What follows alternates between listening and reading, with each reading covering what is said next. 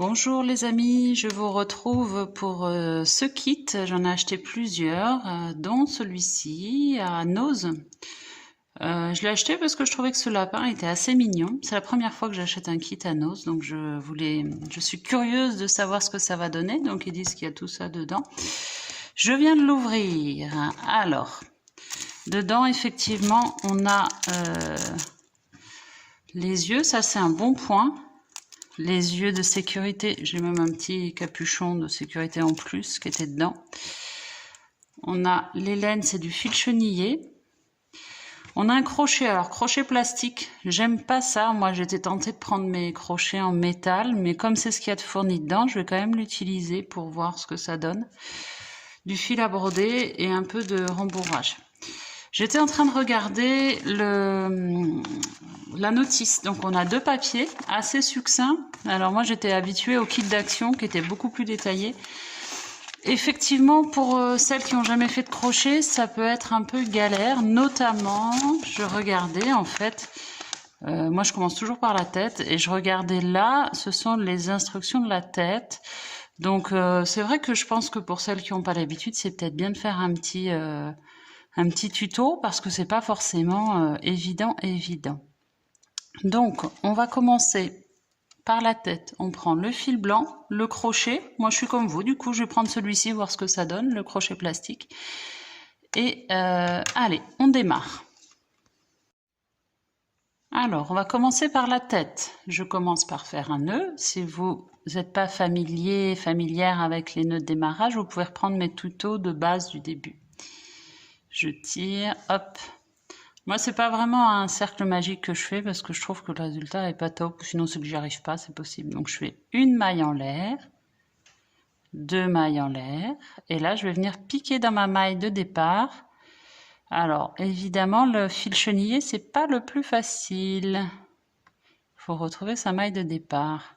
En plus, avec un crochet en plastique, je suis pas hyper à l'aise. Mais on va continuer. Allez, je fais une maille serrée dans ma première boucle, dans ma première maille. Je passe, donc j'en ai fait une. Je vais en faire une deuxième. Deux. Hop. Toujours dans la maille de départ. Et trois. Ah, je l'ai loupé. Je reprends. Trois. Quatre.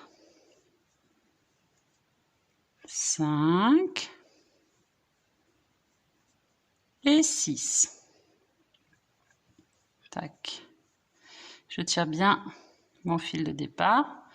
Là, je suis à 6. Je vais mettre mon stop. Ça, c'est pas fourni dedans. Il faut absolument avoir un stop, surtout avec du fil chenillé, parce que c'est hyper galère sinon. Il y en a qui crochettent en même temps un autre fil de couleur non chenillé pour bien voir. Si pour vous, c'est plus facile, faites ça. Donc là, je suis à mon rang 1, j'ai fait 6 mailles serrées dans mon anneau de départ. Donc maintenant, 6 INC, c'est-à-dire qu'on va faire une augmentation dans chaque maille serrée. 2 mailles serrées dans chaque maille serrée du rang précédent. Donc là, votre difficulté, surtout quand on démarre, ça va être de trouver, donc là, ça va être plus au feeling, de trouver vos mailles serrées du rang précédent. Donc, j'en fais 2 dans chaque. Donc, à vous de trouver, tac, on cherche un peu là, ben non, là j'ai piqué là, mais je suis dans ma première toujours. Vous voyez, il faut bien écarter pour bien voir. Ou sinon, vous prenez un autre fil de couleur pour pas faire d'erreur. Après, le fil chenillé, l'avantage, c'est que c'est un fil qui est quand même assez tolérant. Donc, si vous avez des petits défauts, ça se verra pas forcément. Après, le rang 3. 6 mailles serrées, augmentation. Ça veut dire vous faites une maille serrée, une augmentation. Une maille serrée, une augmentation. C'est-à-dire 1, puis la maille d'après 2 mailles serrées, puis 1, puis 2. OK? Comme ça, on fait une augmentation, maille serrée, augmentation, maille serrée. Et vous avancez comme ça. Le rang 4, c'est maille serrée, maille d'après augmentation, donc 2 mailles serrées. Après, finalement, c'est comme vous augmentez de 6. J'essaye de comprendre en même temps. Hein. Vous faites 6 augmentations sur le rang 4. Oui, c'est ça. Allez, on se retrouve quand on a fait ça.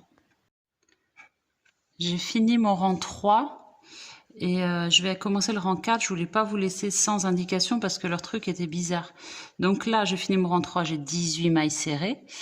Eux, ils marquent 6 entre parenthèses SC, INC, SC.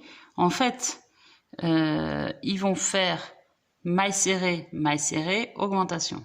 Maille serrée, augmentation. Donc en fait, plutôt que de faire maille serrée, augmentation, maille serrée, et après vous recommencez, c'est pareil que quand on met donc une maille serrée dans ma maille serrée du rang précédent, une maille serrée dans ma maille serrée du rang précédent, et 2 mailles serrées dans la troisième. Et vous faites ça 6 fois. Je trouve que c'est plus simple expliquer comme ça parce que sinon j'avais du mal à comprendre.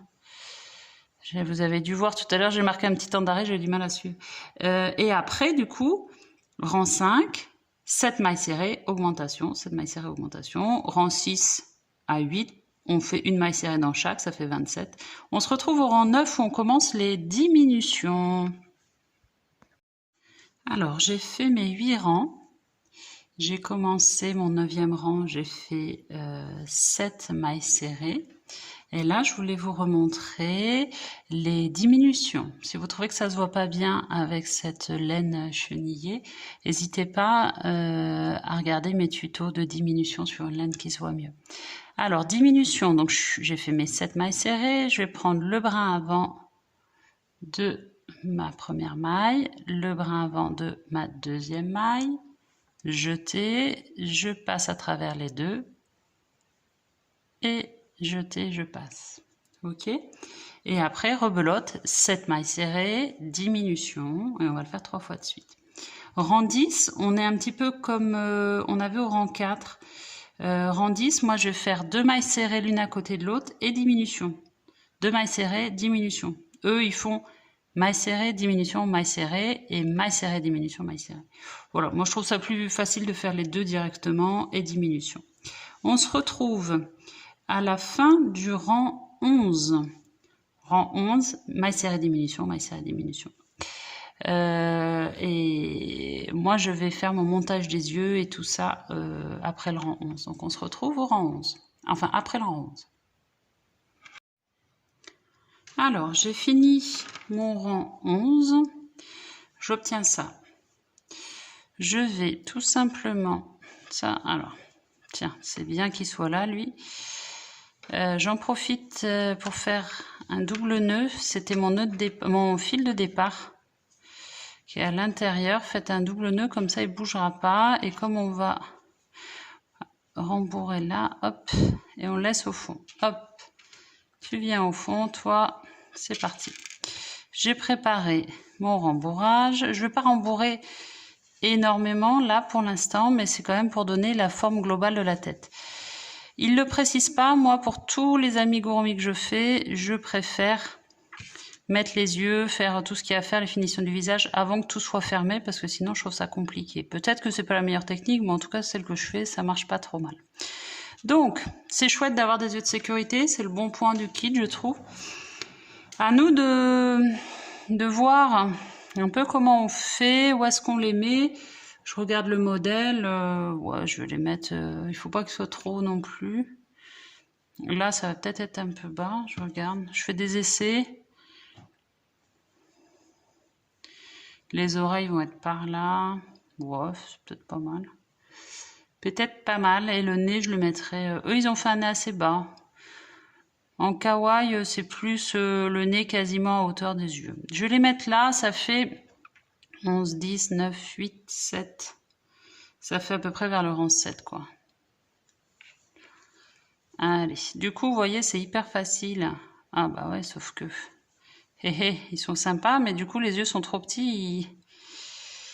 D'où l'intérêt de les bloquer. Ils passent à travers de ma maille. Donc, vous mettez votre petit truc pour bloquer. Clac, comme ça, il ne bougera pas. Voilà, et d'un. Et le deuxième. Le deuxième, on va le... Oh non, il m'a fait pareil. Faites attention parce que vous, ce sera peut-être pas pareil, mais moi, ça passe à travers. Donc, bloquez bien avec votre petit pic. Voilà. Et moi, je vais faire... Alors, je prends leur aiguille que j'aime pas du tout, qui est mal finie en plastique, mais je me mets en condition. J'ai pas pris une de mes aiguilles, c'est comme le crochet. Le crochet est pas si mal, hein. Aiguille, je prends la leur, mais je pense que si vous avez une autre aiguille à laine, ce serait peut-être mieux. Mais bon, ça marche, hein, parce que les mailles sont lâches, donc... Au moins, on se fait pas mal. C'est peut-être bien aussi s'il y a des enfants qui veulent essayer de le faire. Bon, bah le nez, il nous laisse un petit peu là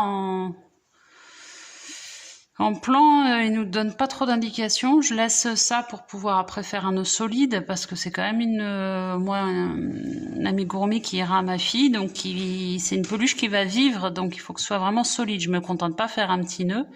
Je laisse suffisamment de fil pour faire quelque chose de solide.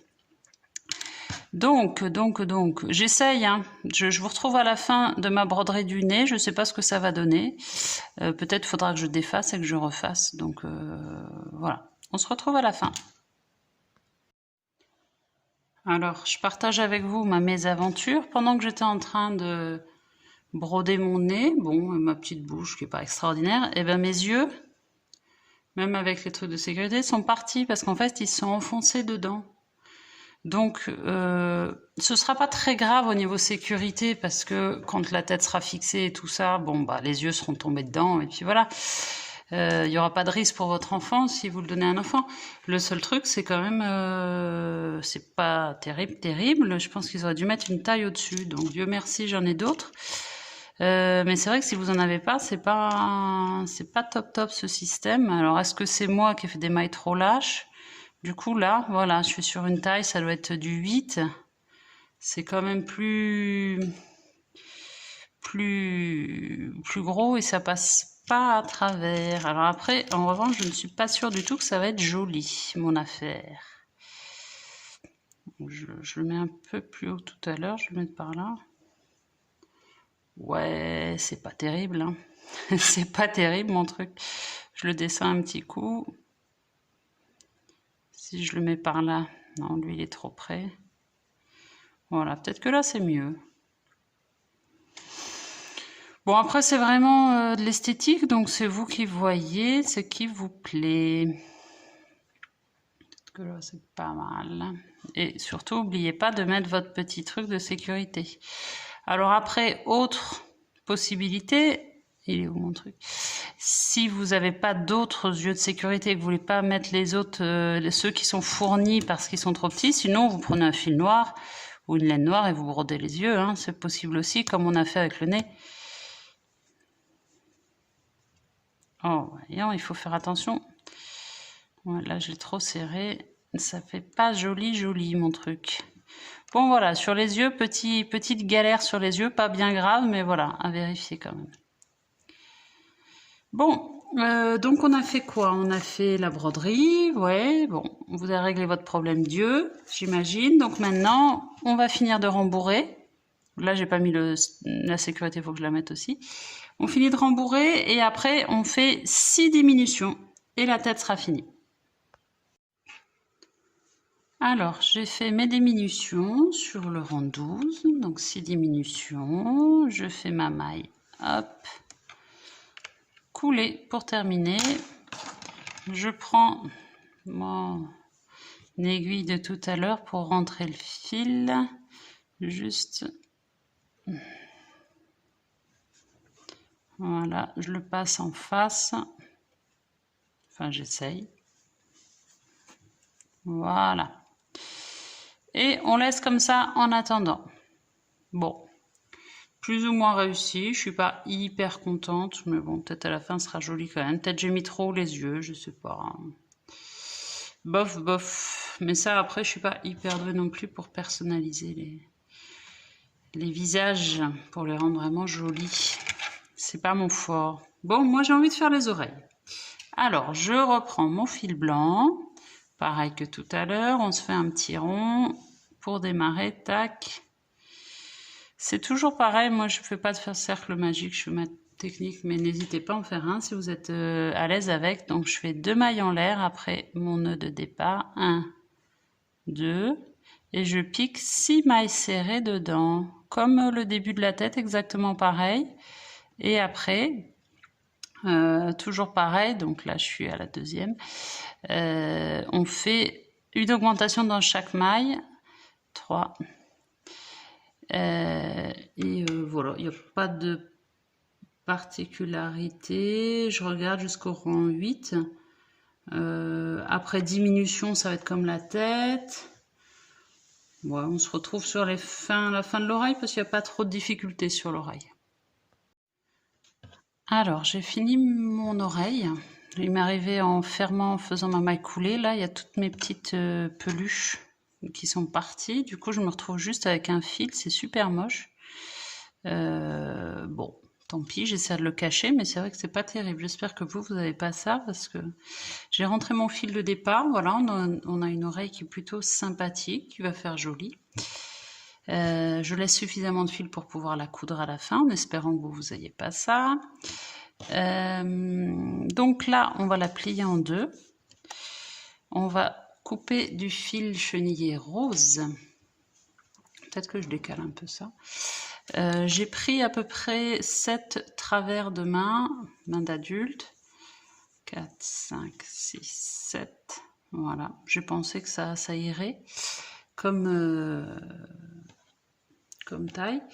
On n'a pas énormément d'indications, donc là ça va être vraiment... je regarde un petit peu comment ils font. Je pense que, en tout cas, je pique par l'intérieur, je ne vais pas piquer derrière, ça va être moche. Du coup, je pique par l'intérieur en prenant assez haut quand même, à peu près par là. Évidemment, je vais laisser... Alors, mon fil blanc, il ne faut pas qu'il se prenne dedans, sinon ça va pas aller. Je vais laisser dépasser un peu pour pouvoir faire mon nœud à la fin. Hein. Soyez pas embêtés, laissez bien ce qu'il faut. Ah, ça m'énerve, il continue à plucher. Vraiment, c'est pas très agréable. Et je vais descendre, bon, par là à peu près. Je passe pas de l'autre côté, hein, je reste à l'intérieur. Et je ressors par là. Je vais voir ce que ça donne, si c'est, si ça fait pas trop... Voilà, moi ce qui m'inquiète un petit peu avec cette technique, c'est que vous voyez, ça va se décoller. Donc je pense qu'après, je ferai un petit tissage. J'avance un peu et puis après, je vous retrouve pour voir comment on peut le finir de manière correcte. Alors voilà, j'ai fait avec leur technique. C'est pas terrible. Moi, effectivement, c'est ce que je craignais un peu, c'est-à-dire que ça fait... c'est pas joli là, quoi. Ça me plaît pas trop. J'aurais peut-être pu descendre un peu plus bas. Bon, du coup, là, il faut que je trouve une technique pour... je pense que je vais passer comme ça. Je vais piquer pour le tisser un peu, pour le maintenir. Parce que sinon, je trouve que ça va pas, quoi. Donc, je passe mon aiguille là. Je vais la ressortir. On va voir ce que ça donne. Je sais pas, hein, j'essaye en même temps. C'est pour plaquer un peu, vous voyez, parce que sinon, ça se décolle complètement. Je trouve ça pas terrible, terrible. Là, c'est un peu plus plaqué déjà. Je trouve ça mieux.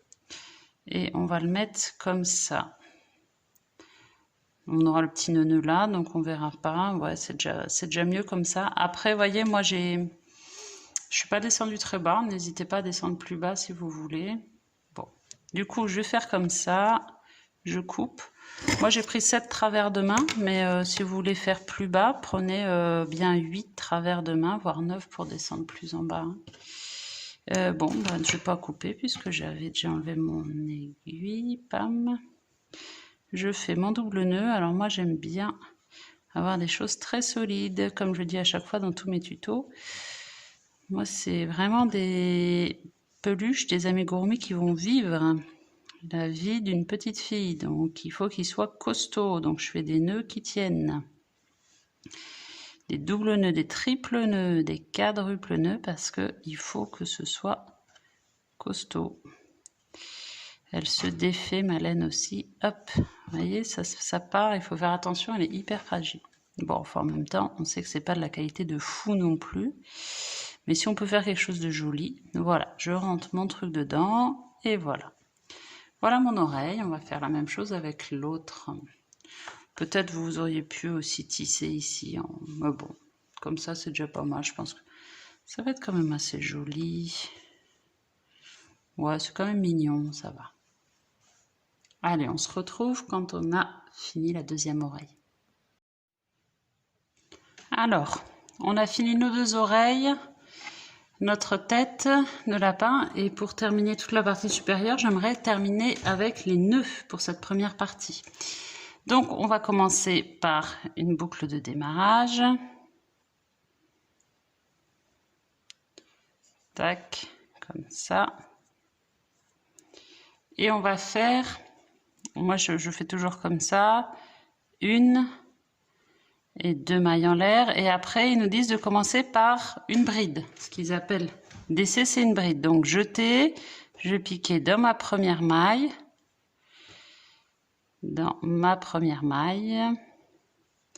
jeter, je sors, jeter, je passe les 2 premières, jeter les 2 autres. Voilà. Après 3 mailles en l'air, 1, 2, 3, et 2 brides, pardon. Donc jeter, et les brides, j'ai mis du temps à comprendre, mais en fait on les pique dans la première maille, dans notre cercle magique du départ, enfin qui n'était pas un cercle magique pour moi. Donc on sort, jeter 2 premières, jeter 2 autres. J'ai mis un petit peu de temps à comprendre. 3 mailles en l'air, 1, 2, 3, et on pique dans le cercle du départ, cercle magique ou maille de départ, et maille coulée. Hop, du coup on se retrouve au milieu. Tirez bien votre fil de départ, moi j'avais un petit nœud, donc hop. Et là on recommence.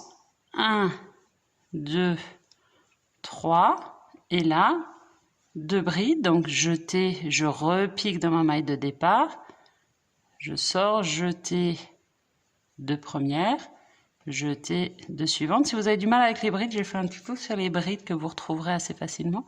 Deuxième bride, jeter, je repique toujours dans mon cercle de départ, je passe, jeter mes 2, jeter mes 2 dernières. Et là, alors j'en suis où? 1, 2, 3 mailles en l'air, et je pique dans mon rond de départ, maille coulée. Clac, voilà, tirez bien votre nœud de départ, et voilà notre nœud. On en fait 2 comme ça, on coupe, gardez un petit peu, il coupe pas bien mon ciseau, gardez un petit peu de fil pour l'accrocher, clac, et voilà, j'ai mes 2 nœuds. Celui-là était plus joli, je trouvais, parce que je n'avais pas fait la bride de départ. Et finalement, je trouve que c'est plus joli sans faire la bride de départ. Mais bon, je vous montre leur technique à eux. Mais finalement, on va choisir, peut-être qu'il vaut mieux. J'ai fait juste mon cercle de départ et 3 mailles en l'air, tout ça. J'ai pas fait la double bride. Voilà, voilà la fin de la première partie. On assemblera tout à la fin de la deuxième partie. On fera le corps, montage, finition.